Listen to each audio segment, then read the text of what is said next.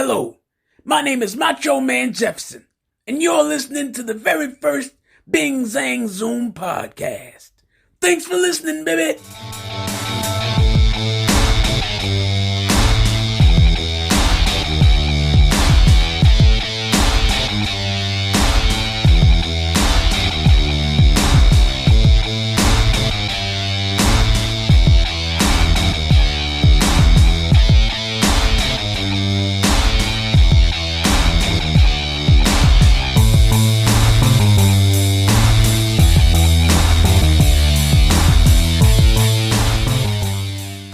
Hello, you're here with T.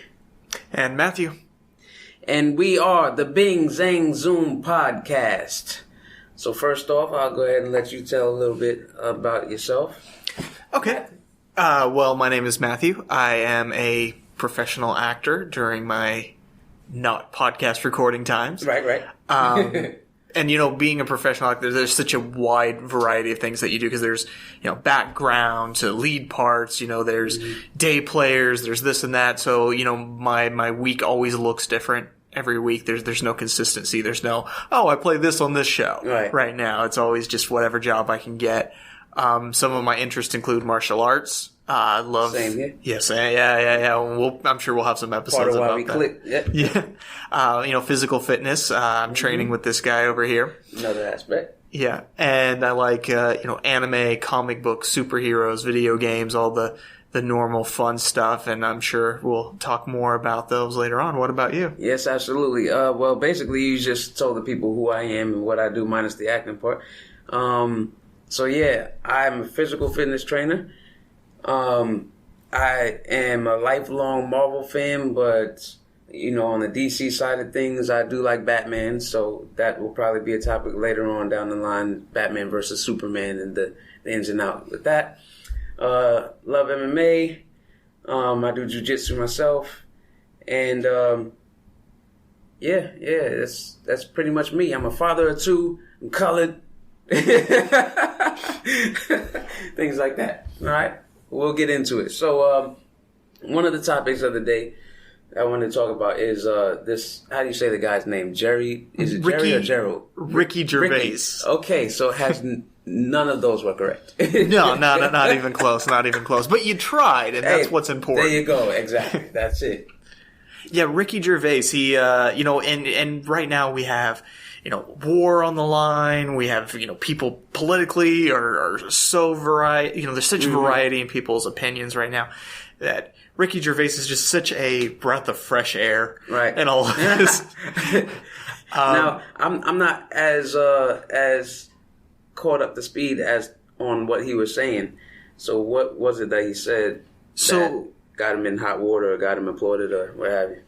So both is what happened. Applauded and hot water. That's usually when it's best. Yeah, so a few days ago, I think 2 days ago now, if my memory is correct, was the Golden Globes. And this was Ricky Gervais's fifth time hosting. And for those of you who don't know who he is, he was the creator of The Office. He was the equivalent of Michael Scott in the British version. But you like The Office, right? Yes, I do. The Office, man, that's my show, man. I know the song, ding, ding, ding, ding, ding, ding. I'm with it. I don't think the Britich version had that song, but, then forget him. Forget it then. I'm done. I'm walking out of here. That's it. Done, son. But yeah, so this was his fifth time hosting the Golden Globes. And the Golden Globes, are a great award show for film. Right. As somebody who works in film, it's always inspiring to see the Golden Globes and the Oscars. And especially if you have something that you worked on that was nominated, which I think only one thing I worked on this year was nominated, which was still cool. Fair enough. At least there was one thing. Yeah, at least there was a nomination in there. I didn't get nominated for anything I worked on this year. Well, I didn't get nominated for anything. The movie did. Yeah. But so this was his fifth time hosting, and allegedly it's his last time. And because of this, he had a little bit more free reign to do what he wanted. And he just ripped into everybody possible and every way that he could. One of the first things that he did when he got up there is he said, this is a self-congratulatory thing. I can't say that word right now. Mm-hmm. He's like, get up here, accept your little award, Right. get off stage. We don't need to hear about your politics. Because he says, if we start hearing about your politics, because we're going to start playing the music because nobody gives a crap. And of course, for a lot of these Hollywood people who stand Right. by their political views Very true. loudly, that was a big thing. But it was not only that they couldn't talk about politics, or that he was slamming them for talking about politics, but then he also was pointing out, he said, none of you guys in any time recently have had a real job. He said, you're all talking about how millionaires are destroying this country and everything. Yeah. You all are the millionaires. Right. Oh, snap. He said, so you don't have any room to talk. He said, so when you get up here, don't do it. He even went on about this. He's like, Apple started a streaming service. Right. He says there's a few things nominated by Apple this year. And he said, think about, what they do over in the Middle East and in China and all their sweat factories, He says, if ISIS had a streaming service, you all would be calling your agents just to get work. Now, this was just during the opening monologue, though. And this was recently, too? This was like 2 days ago. After they killed the, oh my God. Yeah, after the drone strike, I mean, that wasn't ISIS, but, still Middle East. But he's referencing ISIS after a big event like this, and ISIS is a sensitive topic. However, all sensitivity aside, yeah, that guy's back in my good favor. I don't care about the Office song right now. That's. Well, part of the interesting thing is that just talking about part of the monologue, right? Is actors, any kind of artist really, what you're doing is you're saying, this is how I feel about this. Right. Yeah. When you put out a piece of art. Actors are not the writers, though. So they're interpreting somebody else's art. Right. Now, films, writing, books, whatever, they can have a political stance, or they can not have a political stance. And if you think about it, though, how many people do you know that are regurgitating other people's thoughts? Like, they're not even having their own thoughts. They're just regurgitating somebody else's thoughts that they were told. It's not even their own. I feel like people do that so often nowadays that they don't have a sense of self. They don't have a thought that is their own. And that can be detrimental in so many ways. Like, if even when it comes to the things that they want to achieve, it's like somebody else told you that. Somebody else told you to go play football. Somebody else told you. And then when you get in there, you're like, you know what? I wanted to do real estate. I didn't. I just wanted to sell houses. Well, no, that's definitely true. And that's the thing about a lot of these, political movies and stuff, is you're trying to sway somebody over to your opinion. Right. You're trying to say, this is how I feel about it, and I want you to feel the same way. And so that's where subtlety, that's where building relationship with the characters come in. If you just blatantly put into your product, this is this, and if you don't agree with this, you're wrong. Right.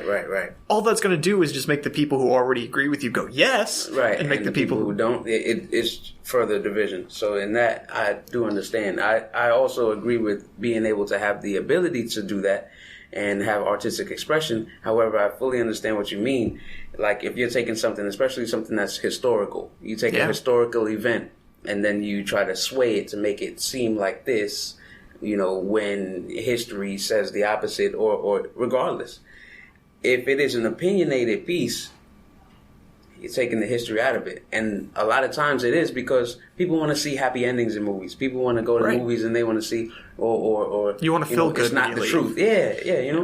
It's never like, that movie was great. Some people went and they saw Titanic and they were like, oh, it was a beautiful love story. Jack drowned. He's dead. He could have fit on the door. Come on now. Move over, lady. But the problem with these Hollywood elite people, when they're giving their acceptance speeches and giving their political views in there, is they're automatically shutting down the conversation. Because now nobody's going to go see their movie. Definitely. That disagrees with the point already. Yeah. Right? If you're preaching to people, they're just going to shut their ears and go, la, la, la, la. Yeah. Where they could have gone and seen the movie and maybe had their opinion changed. Well, who's going to see the global warming part 2? You want to see that film? Global warming coming to a theaters near you. That's just called We All Die. That's the tagline on it. And mind you, I'm with a lot of stuff that they're saying. It's just that this particular platform, thank the people. This is your time to thank the people who you were working with. Thank the people who normally don't get recognized. In this, everybody gets up there, they thank God, and then they go right into their spiel about, whatever it is, whatever party that they align themselves with, or whatever the case. And I can agree with what you're saying, but just say, hey, that's what you have social media for. Like, blow it up on there and use this platform, this 30 seconds or however much that you have to raise your award and stuff like that. Use that for, I know a lot of people are watching, but use it for the people who normally don't get as much shine. In my view, anyways. Yeah. I mean, there's tons of people they could be thinking. And as in somebody who's in the public view, like these actors are, mm-hmm. You definitely have a platform to use for good where you can, make a difference and whatnot. But they could also do that with their money. They could also do that with their art. Right, they don't have to just get on, like you said, Twitter or whatever and just say, hey, if you disagree with this, you're wrong. Right, yeah. It doesn't have to be... The point should be bringing people together to begin with. Right. And so, we need to sit down and have these conversations. Have conversations with people that we might not necessarily agree with, instead of standing up in the room in front of people that we disagree with and saying, hey, Reginald, I disagree. I love that episode. yeah. Shout out to Family Guy. Family Guy. Yes. It's classic. I mean, and the thing is I'm not going to say where I, fall politically. Right, yeah. But I will say right now the loudest voices are the ones that are on the opposite ends. The mm-hmm. very far right and the very far left yeah. are the voices. But because so many people... cancel culture's so big right now. It's mm-hmm. if you say something wrong, you're done. There's no correction. It's just, that's it. Right. So I wonder if a lot of these people that are giving these speeches actually agree with what they're saying politically, or they're just doing this to try to get good favor. Right. Which that's something else to consider. Yeah. And if they do agree with what they're saying, well, good for them, I guess, for standing up for what they believe. But again, is that the right platform to do so? I don't really think so. Yeah, well, I mean... And look at I'm gonna forever slaughter his name, but I'm just gonna call him Ricky. Okay. All right, look at brother Ricky. Okay, he stood up. This is his last time by choice, or was he forced to not? I believe it's by choice, but I don't know. Okay, so assuming that it's by choice, he goes up there and says, "Hey, this is my last time. Let me just let these people know what I think about them. Y'all are the millionaires. Y'all are the issue. Y'all are." You foster the problem, and so, but yet you reap the benefits from there being that problem. So it's kind of like, let's say I'm complaining about all the trash that there is. There's so much trash on the streets. Goodness gracious. But at the same time, I'm the sanitation worker. I'm the one that's getting paid off of picking the trash up. Right. So I'm complaining about the trash, but I'm also making the trash so I can get paid for picking it up. Yeah, for sure. That's what it seems like is going on a lot of times with the people who are they're voicing their opinion so loudly for everybody to hear, but at the same time behind the scenes, when you watch their movies, they're working for Apple. Right? Yeah, exactly. They're doing nothing to help. And another thing that he brought up is Harvey Weinstein, which is obviously a very hot topic subject. Two-Face. Jeez. Which that name does line up too, Harvey and Harvey. But he brought up he was talking about the movie Lady Bird, on Netflix. Mm-hmm. Have you seen that one? No, I haven't. So it's kind of like A Quiet Place, except it's with visuals instead of hearing. So they have to wear these bandanas over their eyes so they can't see the monster, because if the monster sees them, it'll attack them. I haven't seen it either, so this is just my understanding of it. And so he said, he was talking about that one. He said, people have to pretend that they can't see the monster to go about their daily lives, kind of like working with Harvey Weinstein. And then when people started to boo him, oh my goodness, he goes, I never worked with him, but how many people in this room have thanked him in their accepted speeches years past? Yep. Makes perfect sense. Look at that. I saw Harvey Weinstein on the TV yesterday, and he in the past, not so far, he was like walking upright. He was the man. You know, he looked like he is who he is. He has this money, and you know, he's got women coming up to him, probably doing favors for parts and stuff like that. However, just yesterday, I see him, and he's walking with a cane. He had to be assisted out of the car. I'm like, how much sympathy are we really trying to exude from the public, bro? Yeah, I mean, and that's 9 chances out of 10. That's what he's doing, is just trying to get sympathy. But, you know, I mean, maybe in wherever he's being stored, people are kicking his ass. Right. Maybe it did break his back. Stress can do a lot of, you know, getting caught and doing true. the horrible things he was doing. You know, stress can destroy your body, man. Hey, well, you know what'll help him out, though? He can give himself one of those Quaaludes that he was given and knock himself right out. He'll be able to sleep tight. Somebody should knock him out. Right. Yeah. So, on the topic of Hollywood, who would you say the greatest actor is of all time, bar none? Their portfolio of work makes them stand out over the rest. I mean, that's a hard thing to say, because that's like saying, what's the best fruit for you? You know what I mean? Like there's a lot of good fruits for you. Right. I mean, Anthony Hopkins has done had an amazing career. Berries, by the way. Berries. Berries. Well, what kind of berries? Blueberries, raspberries? There you go.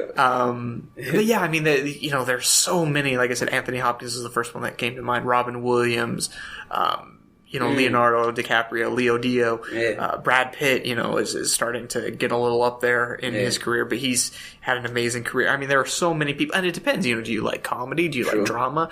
You know, and then there are so many actors that we don't even know because they work primarily in Asia or other countries. Yeah, Donnie Yen. Yeah. You know, like I've never seen a Donnie Yen movie that I didn't absolutely love, but most people don't even know who he is because he makes most of his movies in China. I feel like Will Smith was definitely working his way up there, and then a couple movies that he made recently. You know, the one with his son, Gemini Man. Yeah, he's knocked himself YouTube down. Rewind. Notches. It was YouTube Rewind that really destroyed him. Yo, it's Rewind time. Good old Big Willie style. Shout out to Will Smith. I love Will Smith. You know, though. he's a actor. cool guy. I just feel like sometimes he don't read the script all the way.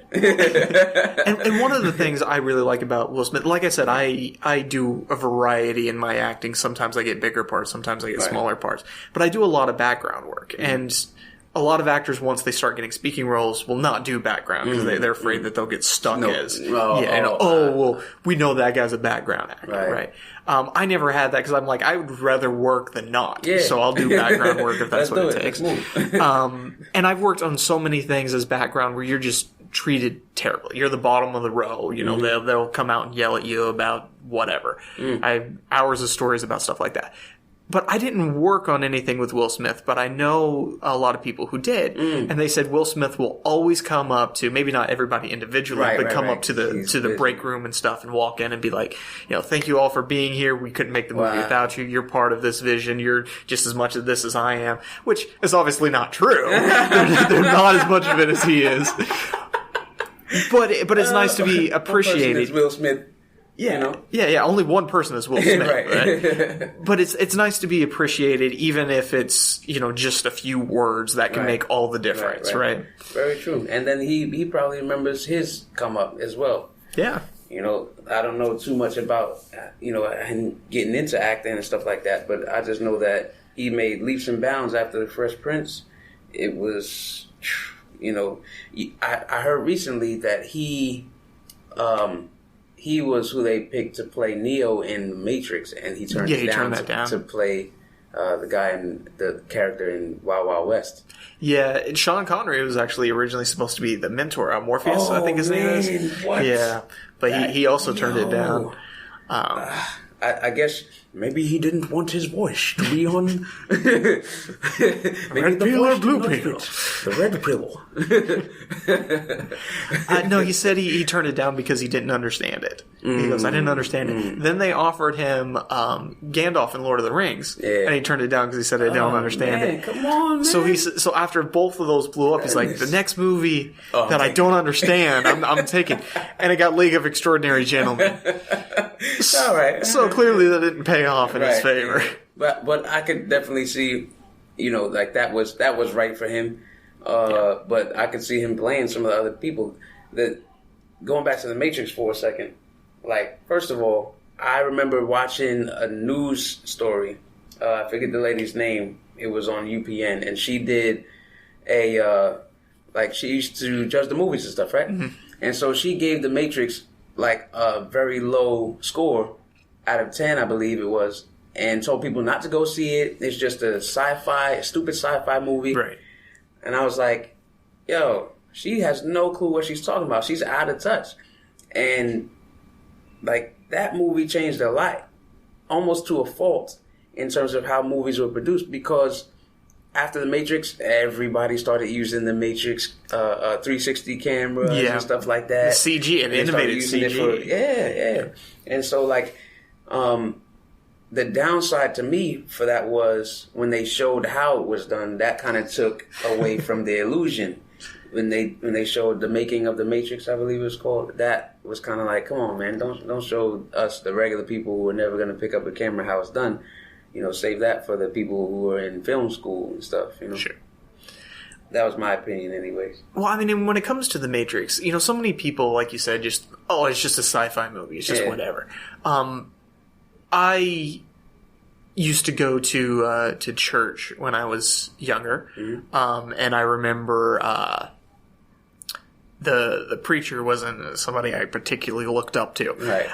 But once in a while, he would get the rights to play movies, and then he'd talk about how those movies related to God. And most of the time, the answer was they don't. But sometimes they did, right? And so he brought in the Matrix, and so everybody in the church was like, "Oh, this is going to be because it's downplaying God because it's all automatically think, But no, he was actually quite the opposite. He's like, well, Morpheus could be God, right. Neo could be Jesus. And was talking about, he's like, the Matrix is the real world. This could be, heaven. He says, that you look at the last book in the Bible, which name escapes me at the moment, but where the fight against the dragon and all that, and kind of brought this in, and it was like, that's a deeper look into this movie than most people look at it. They just say, oh, people in leather fighting over hacking abilities. Hey, Trinity was bad, man. I just remember going to see that and seeing Trinity, and I said, well, listen here, okay? If that's how Trinity looks, I'm going to go ahead and play Neo in the next installment. But apparently Keanu got the part. Took it from me. But, they're doing Matrix 4 now. I don't know how... Is Trinity going to be in it? I would imagine so. I don't know how they're going to reboot it again, or if it is a reboot or a continuation. Right. But, well, hey, if y'all need somebody to play... Neo for this next one, don't cast me because I'm married. I got you, babe. Anyway, she was on Jessica Jones. Oh yeah, on Marvel. Right. She played the lawyer. Yeah, and that's another example of an actress who's hardworking, who's really good at what they do, but isn't in the Hollywood elite, if you will. You never see her at award shows and stuff like this, which, I guess kind of proves that a lot of it's politics, and not in the way that we were talking about earlier, but a lot of it's like, who you go to dinner with, et cetera, et cetera.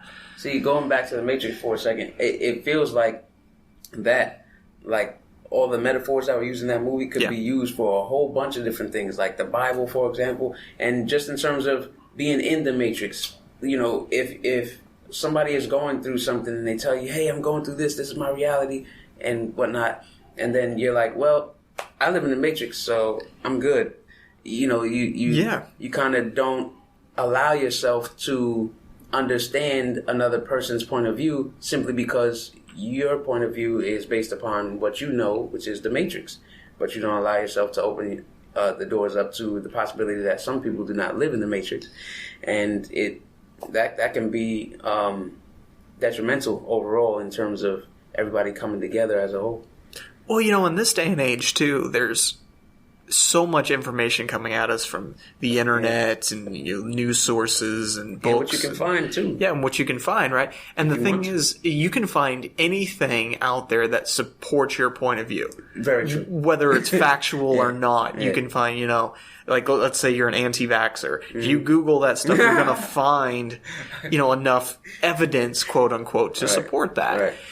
So it's so weird that, in a way, we do live in the Matrix right now because, whether we actually do or not, who knows? But in that way, we do live in the Matrix because it's like, what information is real, what is not. What you view as real, I might not view as real, and we can sit and have a debate over something for hours, but neither one of us be able to prove it. Or to be correct. So the facts really are just general things that people agree upon. Yeah. If you agree that the Matrix is all that there is, and that's that, then hey, this is it. Whereas, if we went to a mental institution, for example, and had conversations with some people, we might come out with a different perspective. Well, and it's interesting too. Do you watch Rick and Morty ever? I know you got kids, so you got to be careful with what you watch. Man, I put that show on one time when they were still awake, and I had to shut everything down. But I watched a couple of episodes, but I don't know really who's who and what it's all about. There's a lot of movement for me, and I was half asleep, so I didn't. No, that's fair. I mean, Rick and Morty is one of the best shows with one of the worst fan bases ever. But people talk about like, oh, you have to be so smart to understand Rick and Morty. No, you don't. Yeah. But I will say, in the subject of the Matrix, there's one episode where they go to an arcade, and Morty puts on this helmet. It's a virtual reality game, and he lives an entire life. And the point of the game is to see how long you live. Right. And so when he's taken out of the game, he's like, where are my wife and kids? It's like all kind of messed up. And you think about something like that, it's like, what are the actual chances that we're in quote unquote base reality right now? Maybe we're somebody else playing a video game, maybe we're this, maybe we're that. But the fact is what we think of as heaven, like I said in the Matrix, could just be a more base form of reality than what we're in right now. Now, not necessarily, but I'm saying it's an interesting thing to stop and think about for a second. Well, it would be nice if I had like 3 lives, that would be pretty cool. But then again, who says you don't? Right? Does Super Mario know when he dies? Like, if he's not gonna come back or something like that? Yeah. I mean, maybe when we go through something that we're like, man, that probably should have killed me. It actually right. did. That was one life. Yeah, that was actually one of my favorite games growing up as a kid because Nintendo was life back then. And, just games in general. We used to have people come over to our house and play games almost to the point where I was like, look, I was thinking, my little Harlem Hustler side. I said, look, here's what we can do. We have people come in, they want to play games. We have all the games. We charge them 25 cents a game. Let's run this like an arcade. My older brother looked at me like I was stupid. I left it alone. See, we could have been millionaires by now. Could have actually opened up an arcade. There you go. That's it. They're opening up arcades right now. There's some downtown. They're opening up arcades right now and bringing them back like there's something new. Right. I mean, and they have things like video game lounges and stuff like that, where instead of paying by the game, you pay by the half an hour or the hour. The time frame. Which, I mean, makes sense. And, anymore, like with the PlayStation 5 getting, who wants to go and buy another system? Come on, man. I want most of the games. Right, yeah. But I don't want to pay, $500 for another system that I'll have to pay $500 again in 5 years. Well, once these prices keep going up, the more they keep going up, the more people are going to just start to play outside again because, hey, oh, how much is your game console? Oh, it's $1,000. Well, I'm going to go pick up a stick and hit a freaking bottle cap across a field. And people are wondering why mobile gaming is picking up so much. Yeah. You can play You can whenever. Play on the go whenever you need to. Exactly. You can pick back up where you left off. Yeah, it's super cheap in comparison. Right. As long as you're not like one of these people who invests hardcore. like $500 into some people are like super a cheap. Jewel game. Do you know what game I'm playing? Speaking of which, Marvel Future Fight, that's been my addiction as of late, as far as mobile gaming. No, I have not put any funds into it, but it is still an addictive game. probably going to play it as soon as we get done here. And after I'm done driving, though. Gotta stay safe. Drive safe out there, yo. Yeah, jeez. Yeah, I've been playing the Kingdom Hearts. I think it's called Kingdom Hearts Union Cross. Because I'm a big fan of that franchise, and this does story-wise tie into the franchise. I've dumped a little bit of money into it, but nothing crazy. I use Google Rewards, so I get, like $10 a month off of that. And, so it's kind of free money coming to me anyway that I just dump back into the game. Right.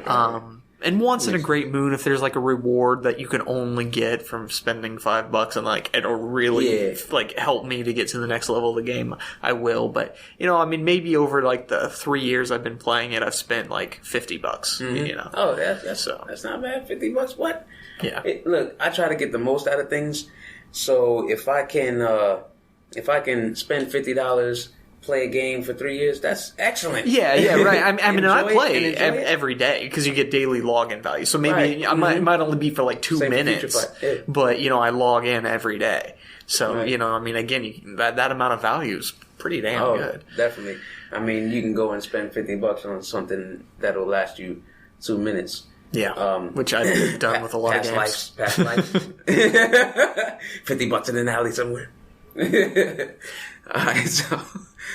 Well, it's also interesting the way video games and the internet's affecting the collector's market. Because, I'm a huge fan of the Final Fantasy franchise, which, I said Kingdom Hearts earlier, so that ties together. Goes together, yeah. But Final Fantasy VII, when I was getting into Final Fantasy, you could find a copy of that for $10 or $15 used. No big deal. And then the collector market really shot up. And it started going for $500, $600, $700, $800, for a copy of that game. Goodness. Then now we have digital copies, so you just go to a PlayStation store and download a digital copy for $4. So nobody cares about having the original one anymore. So it's funny how the collector's market is being affected by the internet. Books too, comic books.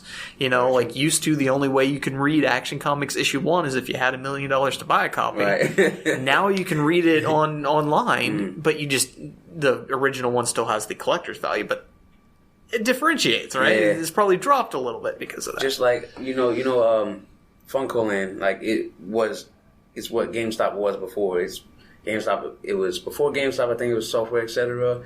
And then somewhere down the line it was Funko Land. So that's what I remembered it as. And I remember they used to give out these sheets that had different games on it, and you could see what the prices of the games were, stuff like that. Kind of like when you go in the supermarket, you get the little thing with all the prices on it, right? So, the most expensive game, and mind you, this is probably about 99 or something like that. The most expensive game was a Nintendo game, and it was a $70 game. It was Dragon Balls. Now, I don't know if it was related to Dragon Ball Z, but I just know that it was Dragon Balls, and it was expensivo, $70.99. This is when PlayStation games were $40. Right, it's probably an import or something. Yeah, it was. Yeah. So that had a lot to do with it. But still, if you wanted Dragon Balls, ladies and gentlemen, you had to pay $70. So was that Funko Land? Was that Funko Pop, the company that makes the little figures now? Maybe. Well, game. I don't know. Is it F? It was FUNCO. No, Funko. Okay, no. This is Fun FUNKO. Funko. Oh, okay. Actually, nah. So it's probably not the same. I don't think. Talking about collector's value, those are also something that people go crazy. Like Beanie Babies back in the day. Now people want those Funko Pops for crazy amounts of money. Little what was that thing? The little digital baby. Oh, thing? Tamagotchi. Yeah, Tamagotchi. Yeah. Yeah, those were fun. Do you have any Funko Pops? Do you collect Funkos? I have one. Somebody gave it to me. It's a Batman one. Nice. And at first I was like, "What is this?" I was like, "Oh snap, that's Batman." That's sitting right there next to the PlayStation. Yeah, they're scientifically designed to be cute. They got the big heads, the big eyes, and everything. But I think that's the only one that I'm really gonna get. I'm not too big on collecting things that I'm not vastly interested in, and or greatly interested in. And but that one right there, I can't understand why people, see them on shelves. When I walk by and my kids see them, I'm like, let's what's over here? What's in this aisle? Well, I mean, they're like I said, they're addictive because they're so cute and stuff. I've got, I don't know, maybe 10 or something. I don't go crazy. I know people who have like their entire apartment walls are lined with Funko Pops. Yeah. But I grew up in a military family, and so we moved around a lot, and I kind of continued that into my adult years. And so I lived in the greater Seattle area for a while. And when I started to get into Funkos, because I was like, yeah, they're cute, but like, who wants to, like, what are you going to do with it? Right, you're not going to play with it, you know? Do you open it up? Yeah, like what happens? Things don't fight each other. But I found out that the company was actually from Everett, Washington, which was less than an hour from where I lived. And they had this big... I guess there's their headquarters, really, and you can go in and they've got like gigantic ones, and they've got this and that. Yeah, it's really cool. And so I went and I looked around, and I'm like, oh, this is really awesome. So I went back and I was watching like these documentaries about Funko and stuff, and they were just this little company started out of a garage who wanted to make originally bobbleheads, and so they asked Bob's Big Boys if they could make a bobblehead for them. And they said yes, and the company kept growing. Yeah. Now they're this multi-million-dollar company. Wow. But they literally started off with nothing. They just had an idea and wanted to do it. And while you hear that story a lot, is it ever really true? But in this case, it is. Wow, that is crazy. Like they say Apple started out of a garage, but, Steve Jobs was also technically a genius and like all this other stuff. Yeah. These were just regular people who just had a passion for what they wanted to do and somehow got the license to the Ghostbusters and DC Comics and you can be a genius in your garage, and it's crazy for the fact that there's people who have, such talent and they're geniuses and, they're musicians and, all it takes is one person to tell them no and they're like, oh, don't do that. Oh, for whatever reason. I remember, not for nothing, like people used to say things like before Eminem came out, people used to say, oh, well, you know what? That person's too light-skinned to be a rapper. Yeah. So imagine, Eminem came out, smashed it. Everybody's bopping to his songs.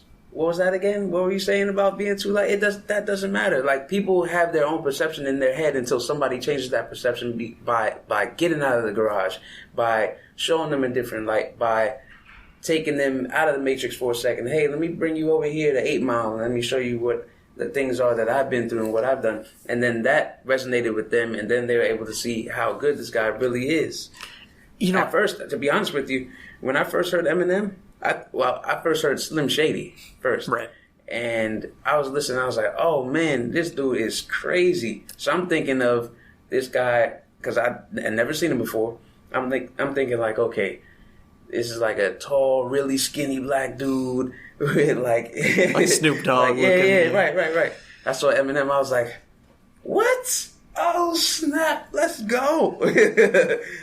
Well, and you got to think about too. It's like, as great as a rapper as he was, how many other ones were maybe better but didn't get that same chance. They didn't get the exactly. That's right. And same thing with like the reverse, like a lot of African American actors and stuff who what may have been the next Denzel Washington before Denzel Washington, but didn't get the opportunities back then. Yeah, you had one standout in Sidney Poitier. Yeah, and it's like you look at his resume and it's ridiculous. Like, he's actually, we're talking about in terms of greatest actors. If we were to go back further, maybe in that time period, then he could be up there with his body of work. He's done very good stuff. Yeah, like definitely. My only gripe with some of the movies at the time is that it was, it might run on too long. More than what my attention span would allow. But if you have the time frame, go back and check out some Sidney Poitier movies. Well, it's interesting too, though, because you do have movies back then that were longer, obviously, like your Gone's with the Wind and Citizen Kane's and whatnot. But most of those movies... Yeah, exactly. but most of those movies back then were actually shorter than movies are nowadays. It's just they didn't have as much music, they didn't have as much stuff going on. There, lack of color, obviously. Right. There wasn't as much, for lack of better terms, flashy stuff to hold your attention. There's more filler to keep you entertained now than there was before. Before it was just filler was music, and then you might see a painting that you know is a painting, but it looks like clouds or something like that, and it's being moved, But honestly, I like the realness of certain movies. For example, Ninja Turtles with the CGI, cool, but the Ninja Turtle suits, that was cool to watch, and I know that the actors that were in those suits were dying of heat, exhaustion. But I like that feel. I think that there should be a combination of the two as opposed to more one over the other. Well, that's what Jurassic Park did. And then that's why, even nowadays, we go back and look at that movie and it still looks incredible. Is because what they would do is they would switch between what they call practical effects, puppets and stuff like that, to CG. So that way your eyes would never adjust to it. Right. In actuality, the CG wasn't any better than it is now, or wasn't even any better than the other films that were out at that time. When you look at Mortal Kombat and stuff of those, horrible, right? Yeah. Power Rangers 1995, terrible.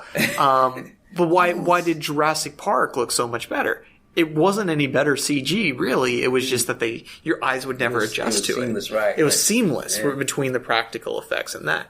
But, talking about people in these outfits, a lot of times it is safety concerns and stuff, but, a lot of times actors just, they don't feel like they're performing unless you can see their face. That's true. But I know this guy, his name is Derek Mers, I believe is how you pronounce his last name, although it might be Murmurs, but I think it's Mers. Okay. And he's an incredible actor, one of the best I've gotten to work with. And I've worked with him a few times, but what he's probably most well known for is being Jason in the Friday the 13th newest movies. And he played Swamp Thing in Swamp Thing, and I had a small featured part in Swamp Thing that didn't end up making it into the final cut. But in that suit, it took several hours for him to get into makeup and everything. And Derek is already, I think he's almost 7 feet tall. Man. And not just 7 feet tall and lanky, he's already a huge guy. Yeah. And so you put all that stuff on top of him. It's somebody I'd worked with before. I was so, taken aback. I had a hard time talking to him because those red eyes just staring at me and stuff. But between every single take, this dude dropped to the ground, and because he was so exhausted, and they'd come and they'd put this hair dryer thing inside of the suit to cool him down and stuff, and then they'd be like, "You ready to go again?" And he'd struggle to get back up, and they'd be like, "All right, we need to." Everybody take a few minutes. We need to get him back up. It's not like he can just take it off, put it back on. Yeah, exactly. Put it back on. But then the second that they called action, his performance was so spot on, nothing had ever happened. Then cut, he falls down again. Wow. It's this guy is just such a professional. And you listen to him talk in interviews. I mean, there's several on YouTube about the cancellation of Swamp Thing. And he never has a negative thing to say about that set or any of the work he did because he's just a grinder. Yeah. He knew that even though his face wasn't seen, that it's the performance that really mattered. And I think that's what you have with a lot of those old-time actors. That does have to be a tough task at times because your face is what conveys the feeling of the scene. And so if you don't have your face, it's all right, so how do I flail my arms to make it seem like I'm in pain or I'm afraid? Yeah, but that's interesting. There'll be more interesting stories just like the one you heard, more interesting talks just like the ones that you heard going down the line. Again, this is Bing Zang Zoom, and we're just getting started. Again, I'm T, and I'm here with Matthew. And we'll see you next time. A farewell. Peace.